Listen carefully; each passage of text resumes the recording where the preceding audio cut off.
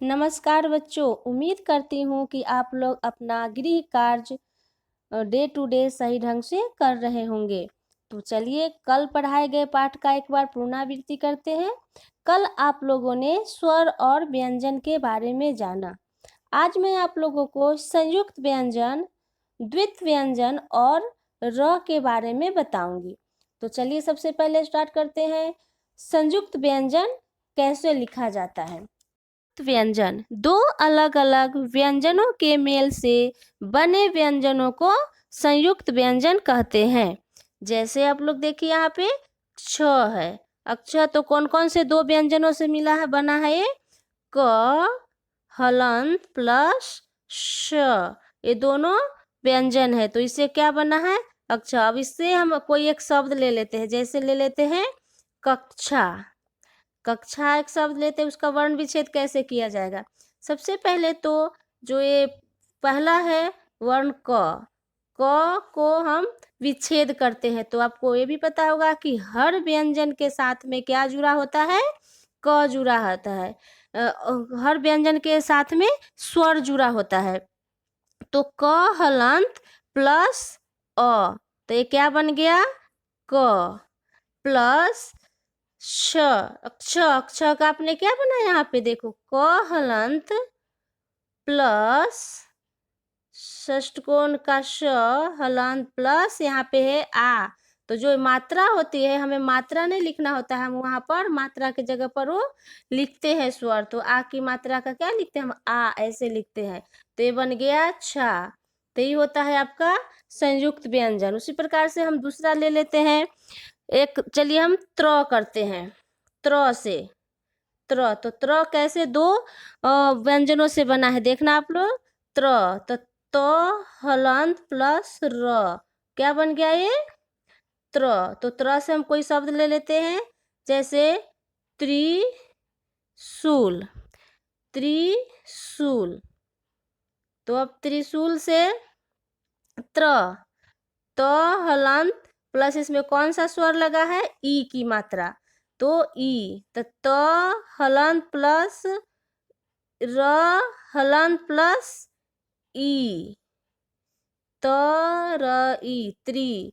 ये छोटी की मात्रा इसलिए यहाँ पर लिखेंगे। तो यहाँ त र हलंत प्लस ई त्रि बन गया। प्लस शु स, तो श के साथ में भी कौन सा है जो व्यंजन है श, उसमें ऊ का ऊ स्वर लगा हुआ है। तो श हलंत प्लस ऊ, बड़ी ऊ की मात्रा ऊ, तो क्या बन गया ये सु। प्लस ल, ल अ ल, जब हम उच्चारण करेंगे तो ही पता चलता है कि ल के साथ में क्या है, अ है। हर व्यंजन के साथ में स्वर होता है। तो ल हलंत प्लस अ, तो क्या बन गया त्रि तड़ई त्रि सु सु ल, त्रिशूल। तो इस प्रकार से हमें वर्ण विच्छेद बनाना होता है। तो मेन जो संयुक्त व्यंजन है, जिसमें बहुत बच्चे को थोड़ी सी परेशानी होता है, एक तो अक्ष है, त्र है, एक ज्ञ है और दूसरा है वो श्र है। तो आप लोग ये चारों का मैं पहले बता दे रही हूँ। जब ये अगर चार कर लेंगे तो आप आराम से कुछ भी वर्ण विच्छेद हो आप ध्यान आराम से कर सकते हैं। तो देखो ज्ञ है, ज्ञ, तो ये है ज हलन प्लस ज्ञ, तो क्या बन गया ये ज। उसी प्रकार से होता है श्र, तो श्र श्र स श, कैसे सीट निकला श, तो श हलंत प्लस र, तो ये बन गया स्र। तो अगर इसे भी अगर आप बनाना चाहते हो, जैसे यहाँ हम ज्ञ से बनाते हैं ज्ञान का वर्ण विच्छेद, तो क्या होगा, सबसे पहले हम लिखेंगे ज हलंत प्लस य हलंत प्लस आ की मात्रा है आ, तो ये आ जाएगा आ। तो क्या हो गया है ज्ञा, आ प्लस ये है न, तो न हलंत प्लस अ, तो बन गया न, ज्ञान। उसी प्रकार से आपका मैं श्र का बता रही हूँ। श्र, तो अब श्र से कोई भी शब्द ले लो, श्रम, चलो मैं ले लेती हूँ श्रम। तो श हलंत प्लस र, श्र, प्लस अ, तो हो गया श्र प्लस म हलंत प्लस म। तो इस प्रकार से हम संयुक्त व्यंजन जान गए। संयुक्त व्यंजन में एक और आता है, जैसे आधा च वाला, आधा च आधा छ आधा क आधा प, मतलब अलग अलग दोनों व्यंजन अलग अलग होते हैं। तो चलो एक शब्द ले लेते हैं, सत्य। जैसे एक शब्द ले लेते हैं सत्य, इसमें भी क्या है, ये आधा है और ये पूरा है। यह अलग अलग, दोनों में अलग अलग व्यंजन है। अब इसका वर्ण विच्छेद कैसे करेंगे, स प्लस स के साथ में क्या होता है, हर व्यंजन के साथ में स्वर, तो ये हो गया स अ स। आधा त है तो त हलंत कर दिए, मतलब आधा त, प्लस य है तो स्वर के साथ में क्या लगा है, व्यंजन के साथ में क्या लगा है, स्वर, तो य हलंत प्लस यस, तो स त य सत्य। तो इस प्रकार से हो गए ये संयुक्त व्यंजन।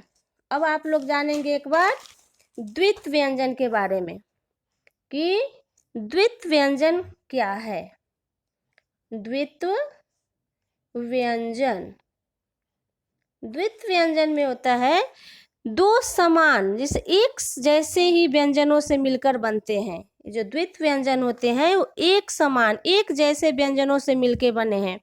जैसे आपको लिखना है यहाँ पर बच्चा, तो च आधा च और ये च दोनों है ना समान। उसी प्रकार से अगर लिखना है आपको बिल्ली, तो बी आधा ल में बड़ी की मात्रा ली, बिल्ली, तो ए भी आधा ल और ल दोनों सेम हुए, ए दोनों सेम हुए, तो इस जैसे वाले शब्द को क्या बोलेंगे, द्वित व्यंजन। तो चलिए एक बार इसका ही वर्ण विच्छेद करके दिखा देती हूँ आपको।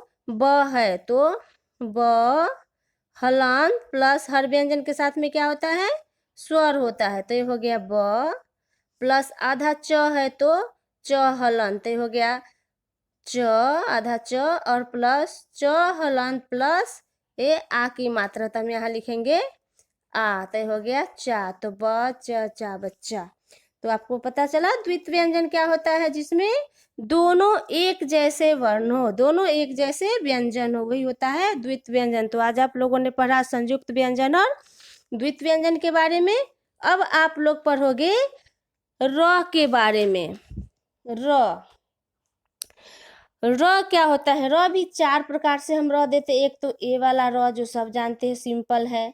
नंबर 2 में होता है रेफ वाले, जो ऐसे लगाते हैं रेफ। और नंबर 3 होता है एक जो पाई की तरह ऐसा लगता है। और नंबर 4 होता है जो ड्र, ऐसे नीचे इस प्रकार से लगाते हैं।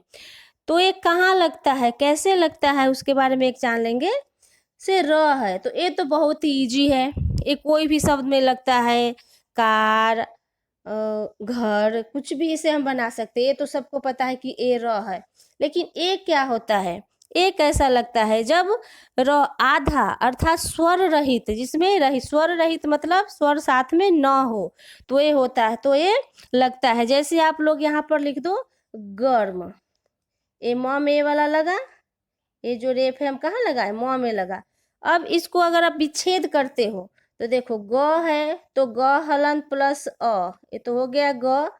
लेकिन गर्म, गर्म, तो अब अगर हम इसके अनुसार से देखेंगे तो ये तो हुआ कि ग प्लस अ के तो ग हुआ। लेकिन जब हम उसका उच्चारण करते हैं गर्म का, गर्म गर्म ग, तो र पहले आ जाता है, क्या होता है, र आ जाता है, तो ग र म। तब देखो इसको कैसे वर्ण विच्छेद करते हैं, ग र हलंत, पहले जो म से पहले आएगा ना गर्म, गरम, देखो यहाँ पर र म। तो उसी प्रकार से जैसे हमारा उच्चारण होता है उसी प्रकार से लिखा जाता है। तो ग तो हमने ग लिख दिया, अब हुआ उच्चारण में र, तो र लिख दिया। और फिर है म, तो अब लिखेंगे म हलांत प्लस अ, तो बन गया म।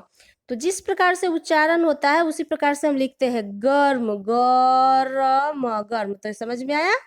उसी प्रकार से ए जो है नीचे पाई वाला, वो कहाँ लगता है, पाई वाला वो कैसे लगाते हो देखना। जो ए होता है पाई वाला, जैसे उससे एक शब्द ले लेते हैं प्र, का श प्रकाश। तो प्र तो अब आप उसका उच्चारण करो, प र प्र। अब इसमें जो है, जो ये मात्रा आया किससे पहले आया, इसे अ से पहले आया, जो स्वर है उससे पहले र, प्र पर हमको पर नहीं बोलते, क्या बोलते प्र। तो प्र, तो देखो पर प्र, तो ये हो गया। तो इसमें क्या है कि जो हमारा ये जो पाई है वो किससे पहले, स्वर से पहले लगता है। प्र आप उच्चारण करोगे ना तो आपको अपने आप पता चलेगा प्र। तो देखो प्र, तो हो गया प्र आ प्लस क हलन प्लस आ की मात्रा, तो का आ प्लस श हलन प्लस अ, तो बन गया श। तो आप जब उच्चारण किए तो आपको पता चला प्र का श प्रकाश। तो इस प्रकार से हो जाते हैं। पाई वाले कहाँ पे लगते हैं आपको पता चल गया। अब है नीचे गोल घुंडी वाले। ये तो 2 ही 3 शब्द आते हैं जिसमें लगते हैं, या तो ये ड में लगते हैं और नहीं तो ट में लगते हैं। ये 2 ही शब्द, 2 ही वर्ण आते हैं जिसमें ये लगते हैं। तो ऐसे वाले जब शब्द हो, जैसे ट्रक, चाहे ड्रम, ट्रक या ट्रेन, तो ऐसे जो ड और ट्र 2 ही होते हैं ऐसे वर्ण जिसके साथ में ए र का पदेन लगता है नीचे घुंडी वाला। चलिए इसमें कैसे हम वर्ण विच्छेद करते हैं वो एक बार देख लेते हैं। तो ये है, सबसे पहले हम यहाँ पर करेंगे ट्रक का। तो देखो ट्रक, ट्रक। अब अब बोलो तो टर, तो ट हलंत प्लस र हलंत प्लस अ, तो क्या हो गया ये ट्र। आ प्लस क है, तो क का तो सबको पता है कि व्यंजन और स्वर लिख देना होता है, तो क हलंत प्लस अ, तो जब हम उच्चारण करते हैं तो ही हमें पता चल जाता है कि इसका विच्छेद कैसे करना है। आप खुद जब बोलोगे तो आपको देखना ध्यान में आएगा ट्र, ट्र। तो चलिए आप लोग को मेरे ख्याल से आ गया होगा समझ में। अभी मैं जो समझाई हूँ संयुक्त व्यंजन, द्वित्व व्यंजन और र के बारे में, ये आपको आप लोग अपनी नोटबुक में नहीं लिखेंगे, ये हमारे पास बोर्ड नहीं है, इस कारण से मैं नोटबुक में एक्सप्लेन की हूँ। तो आप लोग को ये लिखना नहीं है, सिर्फ समझना है। कल मैं आप लोग को नोटबुक में लिखने के लिए दूंगी वर्ण विच्छेद। तो आज कुछ पाठ से संबंधित एक्सरसाइज दूंगी जो आपको होमवर्क में रहेगा।